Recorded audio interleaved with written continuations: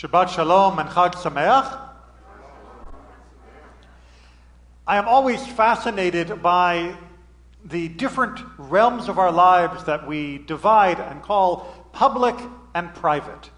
I'm not just talking about the way that sometimes there can be a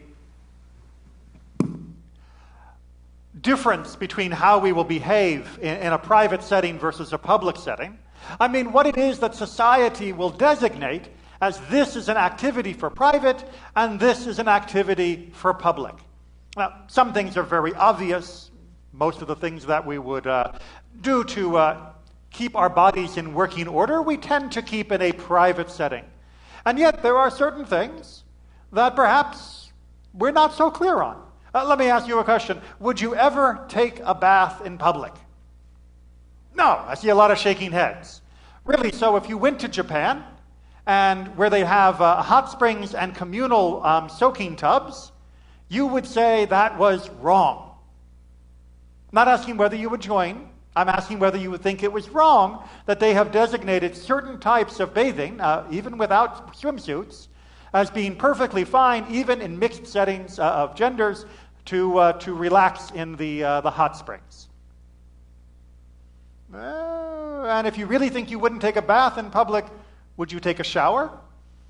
Anybody here who has a gym membership or who was ever forced through the wonderful world of middle school or high school PE may remember the fun of taking a shower in front of all of your other classmates as you are enjoying that very special public time.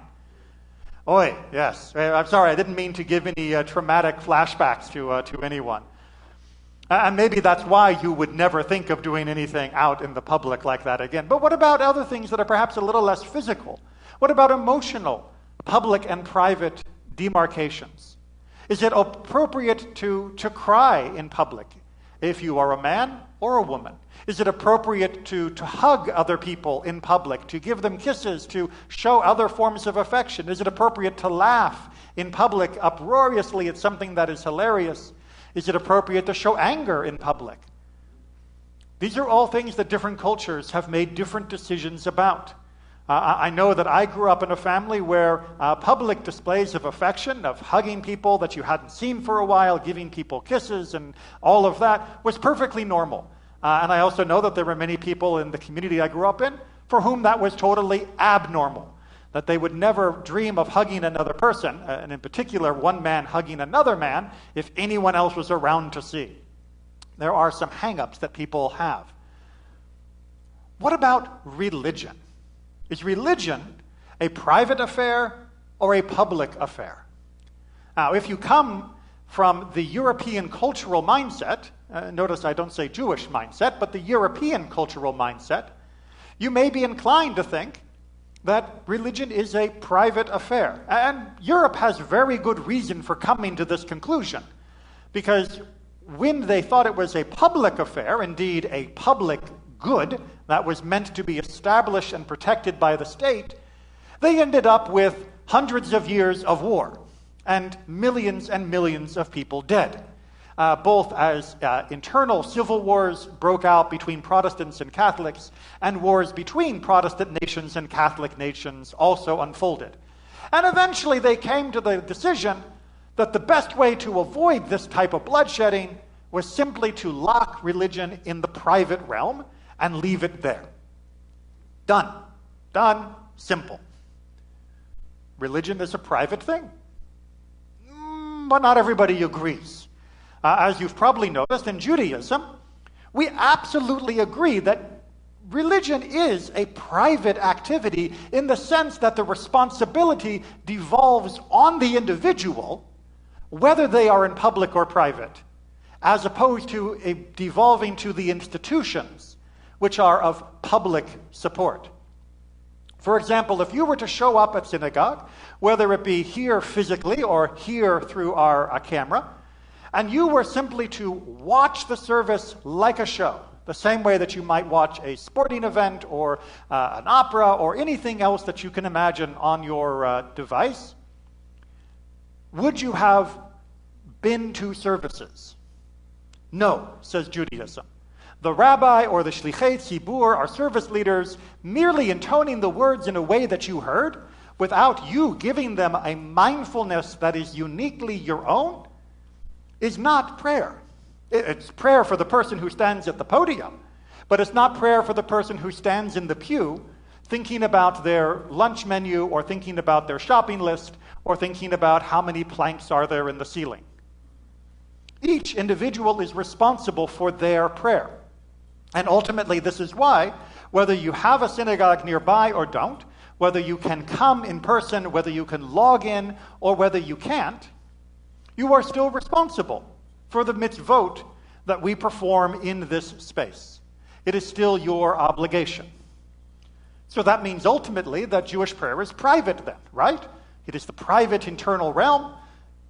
But then why are we here, literally in this room, or here logging in through the screen?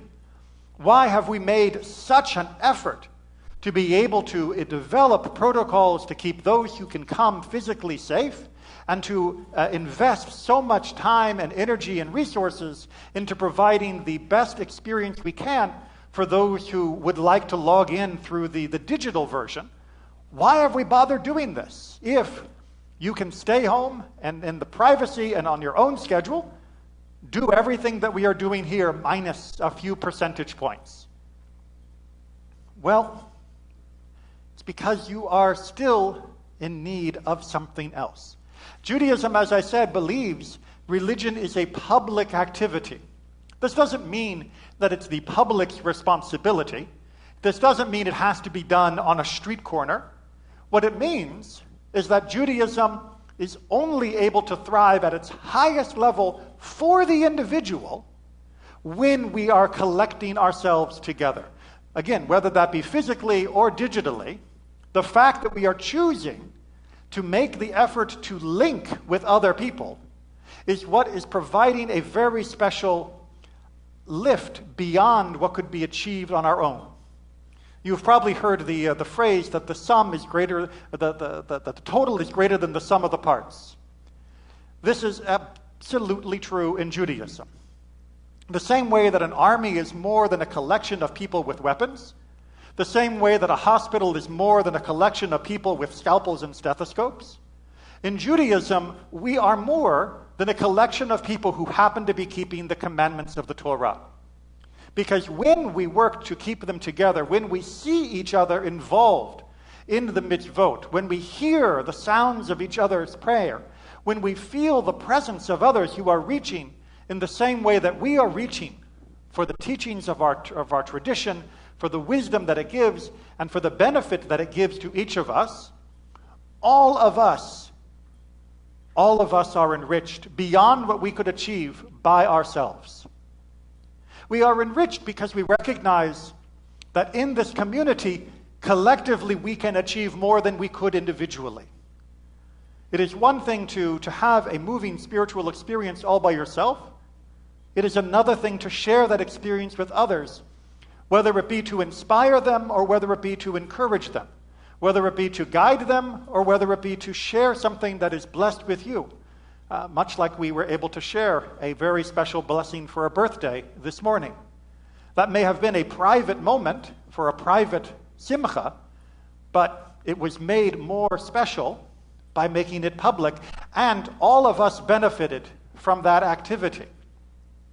Judaism demands that we collect ourselves as much as is possible without erasing the individual, without dampening the individual spirit and need, so that those who are strong in one area can share with those who are weak in another, so that those who need guidance can find insights from those who have already walked that path. For those that are saddened, others can bring them consolation. For those that are rejoicing, others can bring them a shared sense of cheer. Judaism demands that we collect ourselves as much as we can.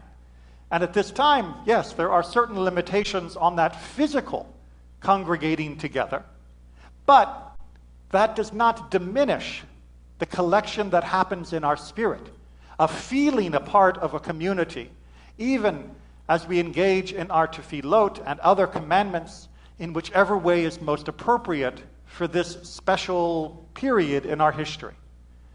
Judaism asks you not to give up being you, not to hide being you, but be you with us. Because there is no us unless all of us are willing to be here and to recognize that it is we that comprise that totality. Shabbat Shalom and Chag Sameach.